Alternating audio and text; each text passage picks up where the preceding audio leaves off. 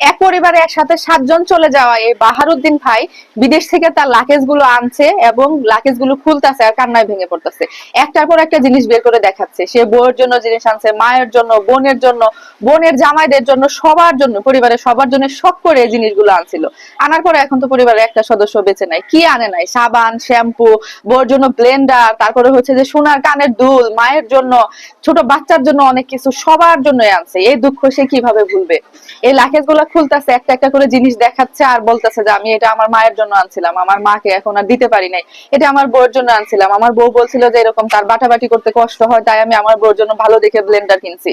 এইভাবে করে সে বলতেছে আর কাঁদতেছে। মানে তার এই কান্নাগুলো দেখে এত খারাপ লাগতেছে, এত কষ্ট হচ্ছে যে একটা মানুষের সব শেষ। এইভাবে কি কারো শেষ হয়? কিছু হলে অন্তত বেঁচে থাকে আশায়, এর যে কোনো আশায় বাইচা নাই।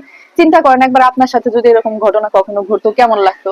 পরিবারের একটা সদস্য তার নাই, সবাই মিলে মেঝেতে বসে ভাত খাচ্ছে ভাইয়েরা, পরিবারে কোনো মহিলা মানুষ বাইচা নাই, একটা রান্না করে দেওয়ার মতো কোনো মানুষ নাই, আর বাচ্চাগুলো এইভাবে করে শেষ হয়ে গেছে। কেমন লাগে তাদের? বাহারুদ্দিন ভাই এই জিনিসগুলো বারবার ছুঁয়ে ছুঁয়ে দেখতেছে আর কান্না করতেছে, একদম বাচ্চা মানুষের মতো কান্না করতেছে। আর ওখানে চারপাশে যারা ছিল, মানে যারা ধরেন পাড়া প্রতিবেশী, তারপরে আরো মানুষজন যারা ছিল, তারাও দেখতেছে আর বাহারুদ্দিন ভাইয়ের সাথে কান্না করে দিতেছে।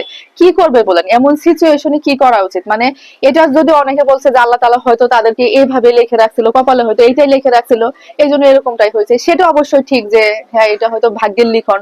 কিন্তু এসব জিনিস কিন্তু সবুর দেওয়া যায় না। এসব জিনিস কিভাবে সবুর দেবে? এসব জিনিস কিভাবে মানিয়ে নেবে? এখন বাহারুদ্দিন ভাই বলতেছে আমি আর দেশে থাকবো না, আমি আবার বিদেশে চলে যাবো, কারণ দেশে থাকলে প্রিয় মানুষের স্মৃতিগুলো আরো তাকে কাঁদাচ্ছে, আরো বেশি ভাবাচ্ছে। আর বাহারুদ্দিন ভাইয়ের বউ নাকি তার জন্য অনেক পাগল ছিল।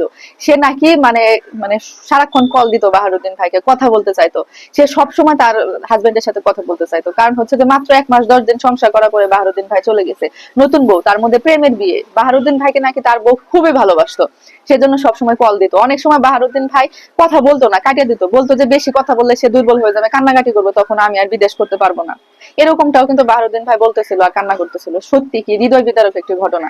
এখন সে দেশের বাইরে চলে যাবে গা আবার, কারণ সে আর এখানে বাড়িতে থাকতেই পারতেছে না, টিকতেই পারতেছে না।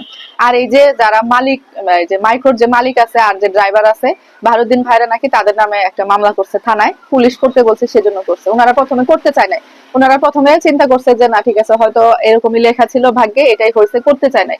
তারপরে যখন এই যে মাইকওয়ালা বলছে যে আমার গাড়ির জন্য কিছু না হয়, তারপরে এই যে ড্রাইভার পালাইছে, সবাই যখন তাকে বুঝাইছে, তারপরে থানায় থেকে যখন বলছে যে না একটা মামলা করা উচিত, তখন বাহারুদ্দিনের ভাই পরিবার মামলা করছে। এখন দেখা যাক, যদি তারা কোনো ভুল করেই থাকে, তারা যদি এরকম নির্মম কথাবার্তা বলে থাকে মালিকে, তাহলে তো অবশ্যই শাস্তি হওয়া উচিত।